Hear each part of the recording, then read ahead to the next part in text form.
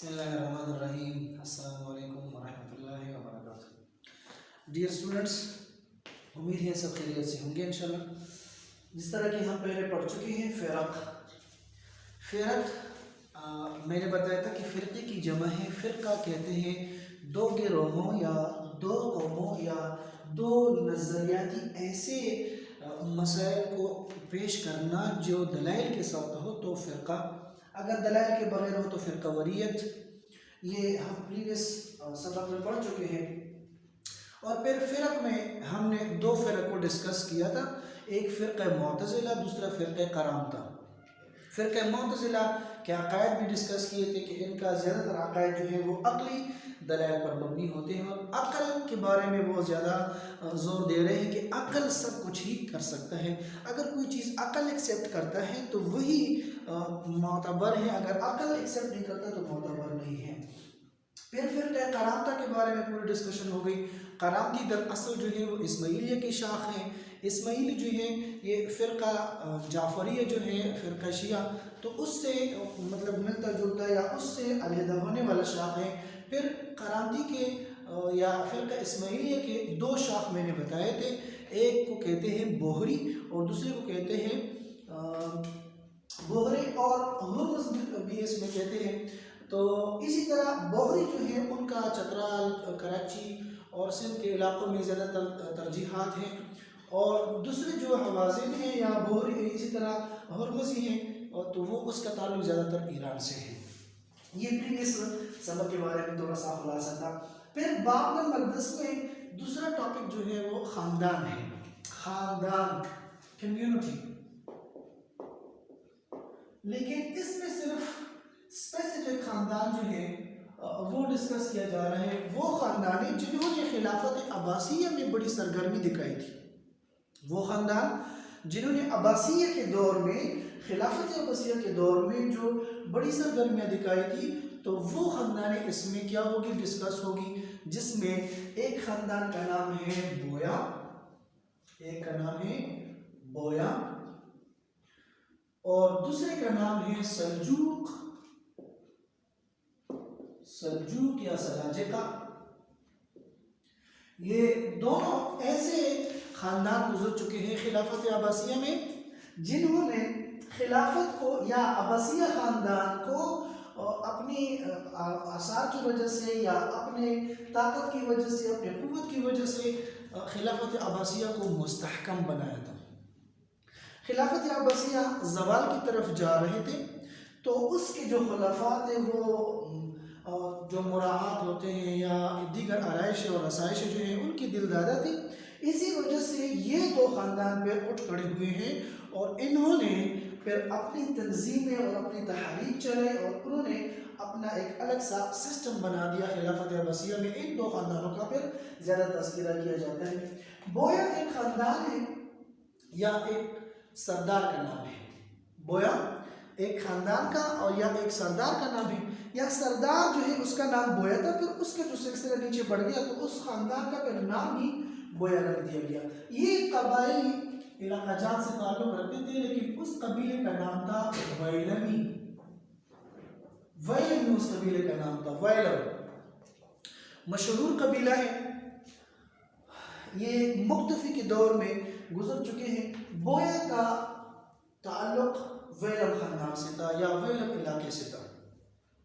वैलम मशहूर इलाका है और इस इलाके में बोया के ख़ानदान का जो है वो सबसे पहला तहरीक या सबसे पहली बुनियाद बोया का ख़ानदान जो है वैलम के इलाके में हुआ। फिर बोया के 3 बेटे थे, बोया के 3 बेटे हैं। एक का नाम है हसन, दूसरे का नाम है अली और तीसरे का नाम है अहमद। ये 3 उसके बेटे हैं। सबसे पहले खिलाफत अब्बासिया में बड़ी तहरीक बोया ख़ानदान ने चलाई। उसमें ये बोया जो है उसने सबसे ज़्यादा जोर दिया है पहले, और फिर उसके बाद उसके बेटों ने बड़ी ताकत का मुजाहिरा किया है। ये खिलाफत अब्बासिया में सबसे पहले ख़ानदान का बुनियाद है। दूसरे ख़ानदान में अगर हम देखें तो उसमें सल्जूक है। सल्जूक अलग कौम था, सल्जूक الگ قوم تھا. پھر سلجوق کے قوم کے بعد جو ہے ہلاکو خان کی وجہ سے خلافت عباسیہ کا زوال ہوا. پھر اس کے بعد جو ہے سلطنت عثمانیہ قائم ہو گئی.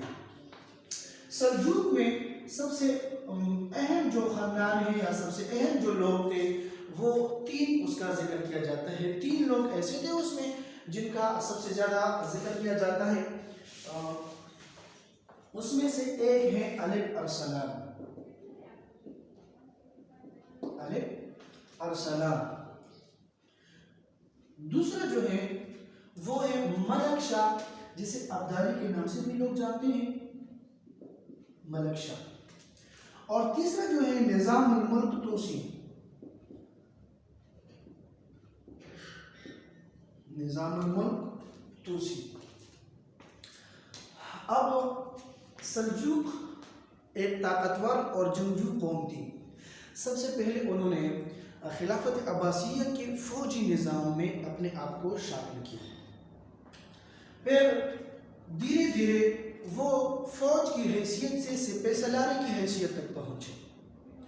پھر جنگجو قوم کی اسی وجہ سے جنگ کے سارے جو کارنامے ہوتے تھے یا جنگ کی جو طریقے ہوتی تھی، ٹریجڈیز ہوتی تھی، تو وہ سارے جانتے تھے. اس وجہ سے یہ پھر کیا ہو گئے، دھیرے دھیرے رفتہ رفتہ بڑھتے جاتے تھے.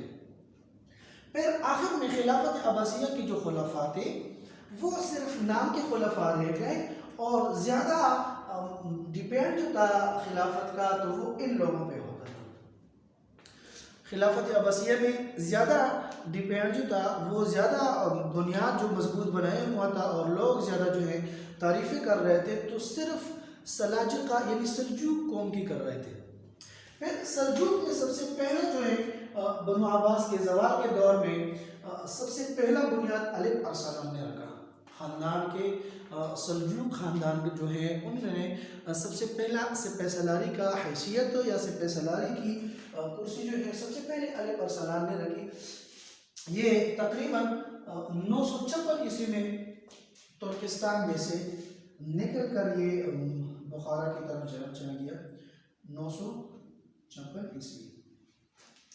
یہ الپ ارسلان ترکستان کی طرف یا ترکستان کے راستے سے نکل کر بخارا کی طرف جا رہے ہیں، اور اپنے سارے کمانڈ کو اور سارے نظام کو لے کر جو ہے وہ خلافت عباسیہ میں شامل ہو رہے ہیں، خلافت عباسیہ میں ایک مقام بنا رہے ہیں. الپ ارسلان اس کا ایک نام اس میں بھی آتا ہے.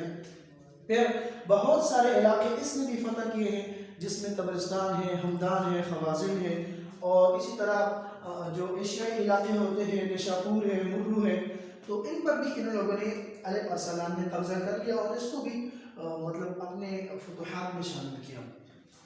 پھر اس کے بعد دوسرا جو ہے ملک شاہ ابدالی. ملک شاہ ہے.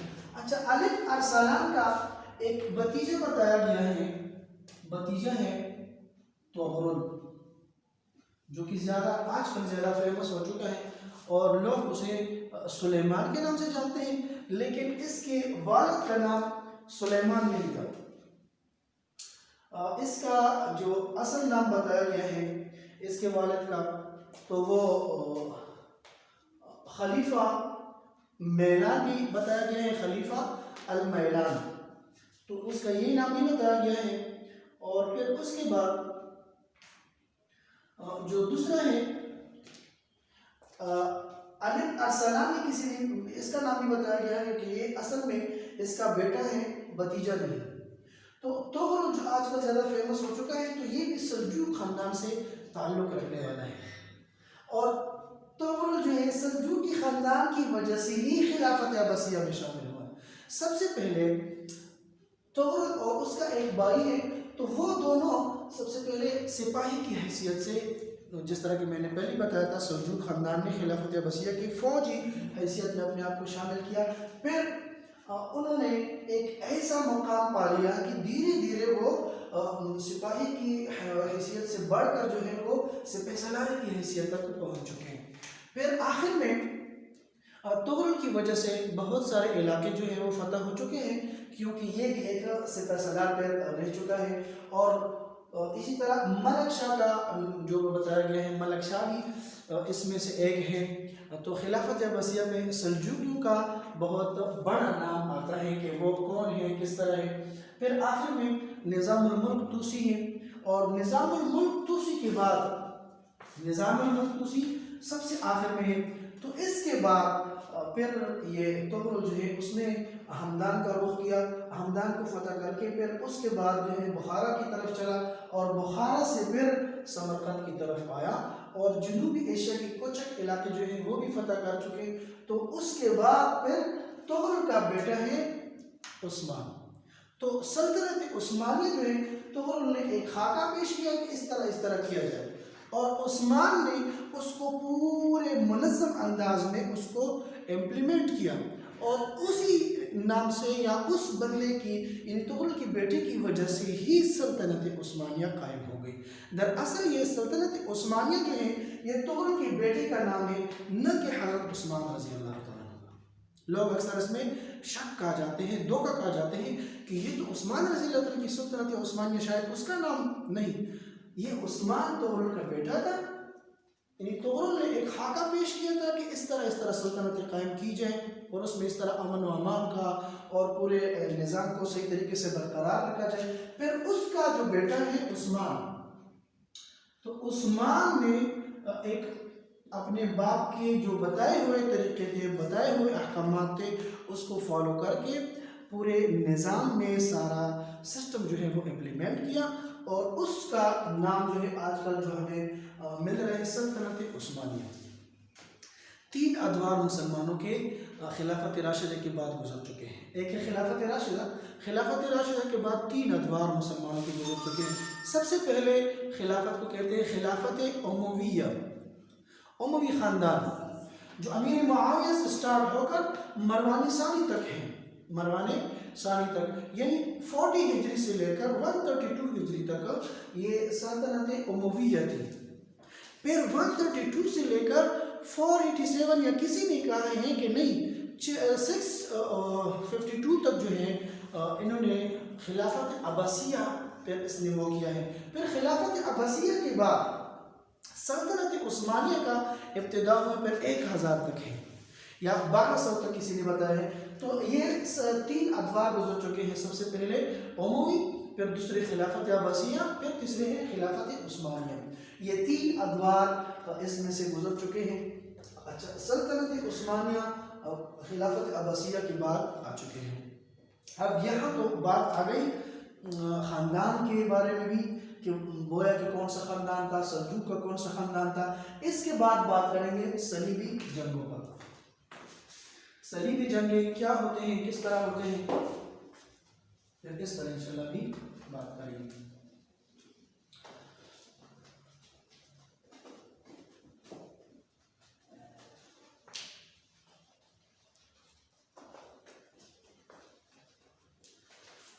اچھا، صلیبی جنگیں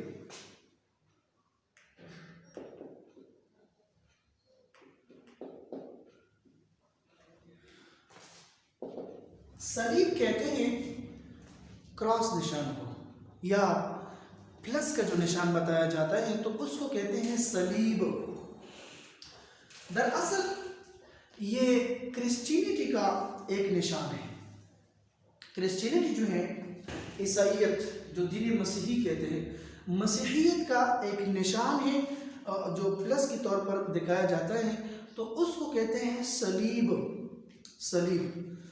تو یہ جنگیں دراصل مسلمانوں اور عیسائیوں کے درمیان ہوئی تھی، اسی لیے ان جنگوں کا نام بھی صلیبی جنگیں رکھا گیا ہے۔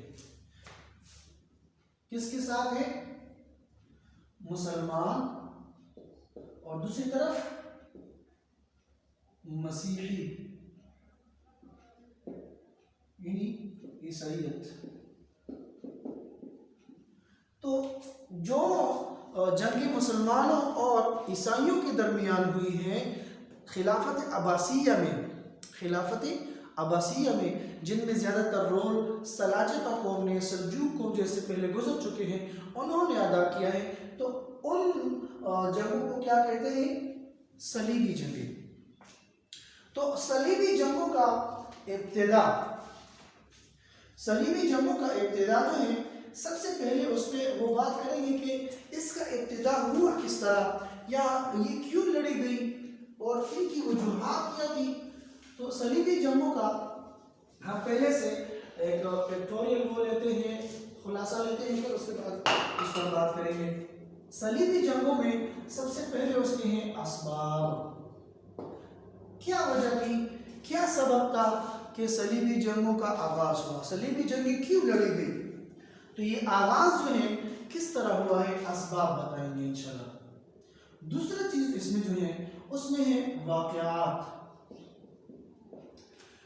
مسلمانوں کی تعداد کتنی تھی، کفاروں کی تعداد کتنی تھی، لیڈرشپ مسلمانوں کی کون کر رہے تھے اور اسی طرح عیسائیوں کی کون کر رہے تھے، تو یہ بھی بتائیں گے انشاءاللہ. آخر میں ہے صلیبی جنگوں کا نتائج کیا ہوئے. نتائج پہلے اسباب کے بارے میں، پھر واقعات، پھر نتائج کے بارے میں انشاءاللہ. تو سب سے پہلے اسباب کی طرف آتے ہیں. اسباب وجہ ہوتی ہے کاز، وہ وجہ جس کی خاطر جو ہے لوگ ایک دوسرے کے ساتھ لڑ رہے ہیں، کوئی خاص وجہ ہوتی ہے. تو سب سے پہلے وجہ یہ تھی کہ سلطنت عباسیہ جب قائم ہو گئی تو اس میں مسلمانوں کے جو خلیفہ تھے ان کا زیادہ رول یہ تھا کہ کس طرح ہم کفار سے، ہم یہودیوں سے، ہم نصارہ سے یہ زمینیں قبض کر کے ان کے علاقے فتح کر کے اپنی ہی اسلامی مملکت میں شامل کرے. تو بہت سارے فتوحات ہو چکے تھے، عراق کے، ایران کے، روم کے، شام کے، فلسطین کے، لبنان کے، یہ سارے علاقے مسلمانوں کی دست قدرت میں آئے تھے. اب مسلمانوں نے وہ علاقے تو فتح کیے ہیں، پھر عیسائی یہ چاہتے تھے کہ وہ علاقے جو ہم سے مسلمانوں نے چھین لیے ہیں، جو ہم سے مسلمانوں نے اپنی مملکت میں شامل کیے ہیں، وہ دوبارہ واپس لے جائیں. تو سب سے پہلا وجہ کیا ہوا،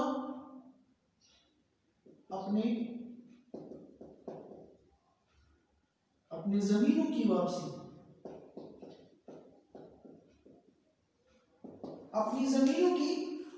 کی کس طرح ہم اپنی زمینوں کو واپس لے لیں، سب سے پہلا وجہ یہ بتایا گیا ہے. پھر اس کے بعد دوسرا وجہ جو ہے برتری، یا اس کو ہم یہ بھی کہہ سکتے ہیں کہ اقتدار کی خاطر، برتری کی خاطر، کرسی کی خاطر وہ ایک دوسرے کے ساتھ لڑنا چاہتے تھے کہ ہم، اب دیکھیں مسلمانوں کا سارے دنیا پر تقریباً قبضہ ہے، تو ہم بھی کیا کر لیں، اقتدار حاصل کریں اور مسلمانوں کے ساتھ لڑیں اور مسلمانوں سے اپنی کرسی جو ہے اور اقتدار جو ہے وہ واپس چھین لیں. اچھا، پھر تیسری چیز جو ہے وہ تجارتی مفادات.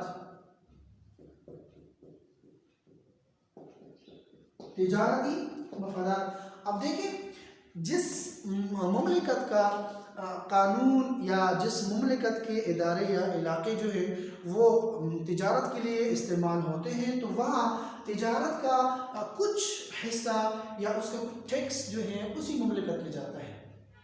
فار ایگزامپل ہم اپنے ملک کی بات کر لیں تو کراچی میں ہمارا ڈرائی پورٹ ہے، تو کراچی میں جتنی بھی تجارت کا لین دین ہوتا ہے تو اس کا کچھ حصہ پاکستانی خزانے میں جاتا ہے. اسی طرح ہر ملک کا یہی اصول ہوتا ہے، یہی قانون ہوتا ہے کہ جو تجارتی مرکز اس میں قائم ہوتا ہو تو وہاں سے کچھ آمدنی اس میں آ جاتی ہے. تو یہاں تجارتی مفادات کو اور اپنے خزانے کو مستحکم بنانے کے لیے بھی یہ لوگ کیا کرتے تھے، مسلمانوں کے ساتھ لڑتے تھے کہ اب زیادہ تجارتی مراکز، اسلامی مملکت زیادہ مسلمانوں کے ساتھ ہیں، تجارتی مراکز بھی ان کے پاس ہیں، تو ہم ان سے اپنی زمینیں واپس لے لیں اور اپنے علاقے واپس لے لیں اور تجارتی مراکز جو ہیں ان پر ہماری قبضہ ہو جائے اور ہمارے خزانے جو ہیں وہ زیادہ سے زیادہ اس میں ترقی ہو جائے. اچھا، پھر اس کے بعد وجہ یہ بھی بنی کہ عباسیوں کے درمیان خانہ جنگی. دیکھیں جہاں پہ بھی دیکھیں تو سردارانہ یا اسی طرح شاہانہ نظام جو ہو تو ہر کوئی یہ چاہتا ہے کہ میرے بعد میرا بیٹا ہی بادشاہ بنے، خلیفہ بنے۔ تو خلیفہ بننے کے لیے عباسیوں کے درمیان خلافت عباسیہ کے جو خلفاء تھے وہ عموماً کبھی اپنے باپ کو قتل کرتے، کبھی اپنے بھائی کو قتل کرتے، کبھی اپنی بھتیجے کو قتل کرتے، اسی خاطر کہ کل وہ خلیفہ نہ بنے۔ تو خلیفہ نہ بننے کی خاطر ان کے درمیان خانہ جنگیاں شروع ہوتی۔ تو خانہ جنگیاں وہ ختم کرنے کے لیے یہ اسباب ان کا یہ بھی بتایا گیا ہے، جو اسباب انہیں بتائے گئے ہیں تو درجہ ذیل چھوٹے سے ہم نے ڈسکس کر لی ہے۔ اس سے علاوہ جو ہے اور بھی وجوہات ہیں، لیکن ٹائم شارٹ ہونے کی وجہ سے اور آپ لوگوں کو یہ کلاس زیادہ بڑھنا چاہیے، اسی وجہ سے تھوڑے سے اسباب یہ ہم نے ذکر کر لیے۔ پھر جو ہے اس کے بعد واقعات ہیں، جو واقعات اس میں رونما ہوئی ہیں وہ کون سے ہیں؟ دیکھیے سب سے پہلے جو ہے صلیبی جنگوں میں مختلف جگہوں میں صلیبی جنگیں لڑی گئی ہیں، تو اسی وجہ سے اسی خاطر جو ہے کبھی کسی کو نام دیا ہے صلیبی جنگ اول، اور کبھی نام دیا گیا ہے دوسری، کبھی نام دیا گیا ہے تیسری صلیبی جنگ، کبھی نام دیا گیا ہے چوتھی صلیبی جنگ، اور کبھی نام دیا جاتا ہے اس کو، کبھی نام دیا جاتا ہے اس کو پانچویں، تو اسی طرح ساتویں آٹھویں تک اس کو نام دیے گئے ہیں۔ دراصل یہ صلیبی جنگیں پہلا، دوسرا، تیسرا، چوتھا، پانچواں ان کے لیڈرشپ میں فرق ہیں، باقی جو ہے ان کا مقصد ایک ہی تھا۔ نتائج میں ہم پڑھیں گے کہ اس کا کیا مقصد کر نکل آیا، اس کا کیا ایسا وہ تھا وجہ تھی کہ اسی وجہ سے پھر وہ جنگیں ہوئی اور جنگوں کا کیا نتیجہ نکل آیا۔ تو سب سے پہلے جو 3 جنگیں لڑی گئی ہیں، پہلا، دوسرا اور تیسرا، اس میں لیڈرشپ مسلمانوں کی طرف سے خالد بن ولید کر رہے تھے، نہیں خالد بن ولید تو نہیں، اس کا پہلا لیڈرشپ جو ہے مسلمانوں کا، ہاں مسلمانوں کا لیڈرشپ جو ہے وہ تغرل کر رہا ہے، تغرل کی وجہ سے ہی لیڈرشپ ہو رہی، اسی وجہ سے یہ مشہور بھی ہے۔ لیڈرشپ پہلا اور دوسرا اور تیسرا میں اکثر جو ہے سلطان صلاح الدین ایوبی اس کے نگرانی میں تھا، سلطان صلاح الدین ایوبی۔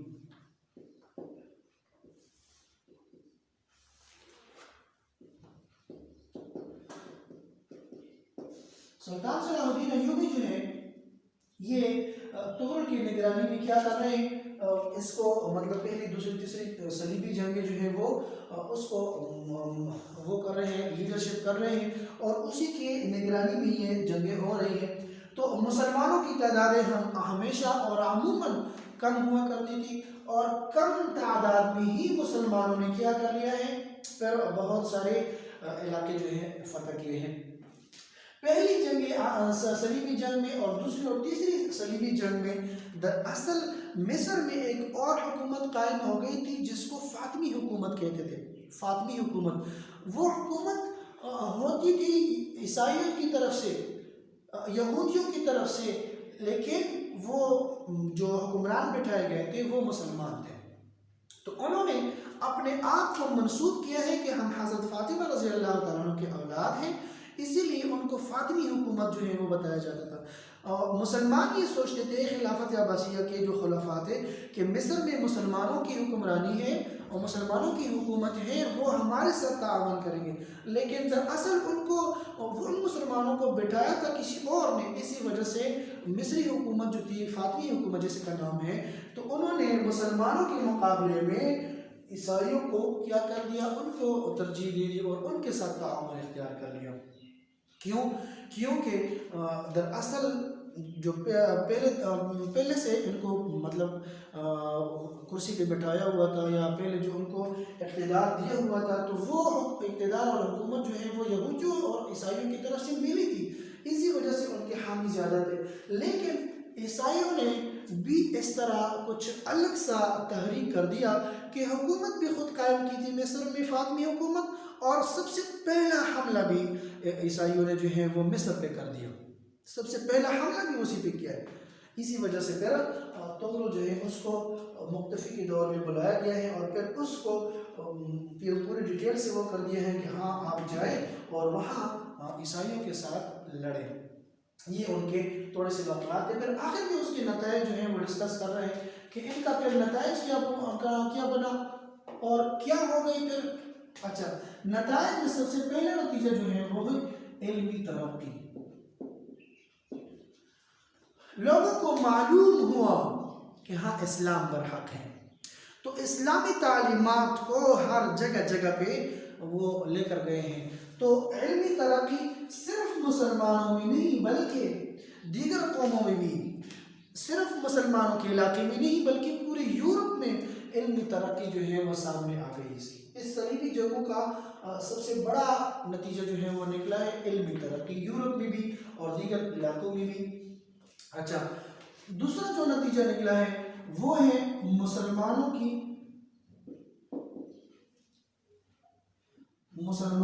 جو مملکت ہے، مسلمانوں کی مملکت کا حفاظت۔ مسلمانوں کی مملکت کا حفاظت ہے، دیکھیں لڑتے اسی لیے تھے کہ مسلمانوں کا ملک جو ہے وہ محفوظ بنے اور ہر قسم شرور سے، ہر قسم فتنوں سے بچ جائے۔ تو اس لیے صلیبی جنگیں ہوئی ہیں، اور نتائج اس کی کیا نکلے؟ مسلمانوں کی جو بعد میں آنے والی حکومتیں تھی وہ حکومتیں کیا ہو گئی؟ وہ محفوظ ہو گئی۔ پھر آخر میں جو تیسرا نتیجہ بتایا گیا ہے وہ تجارتی مراکز کی حفاظت۔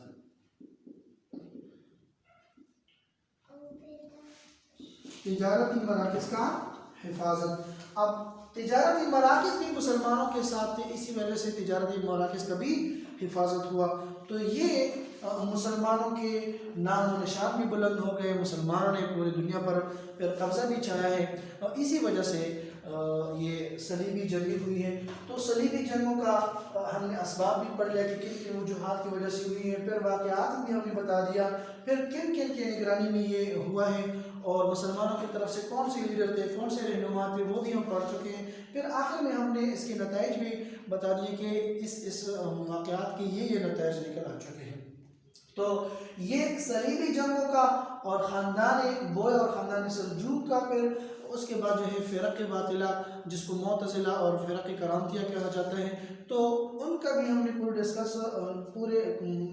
ٹاپک کو ہم نے ڈسکس کر لیا۔ اب اس کے بعد ہوگا کہ خلافت عثمانیہ یا خلافت عباسیہ کے جو زوال ہے، خلافت عثمانیہ کا ابتداء ہے، خلافت عباسیہ کا جو زوال کیوں ہوا ہے اور کس وجہ سے ہوا ہے، انشاءاللہ اگلی کلاس میں ہم پھر ڈسکس کریں گے۔ فی الحال اللہ حافظ۔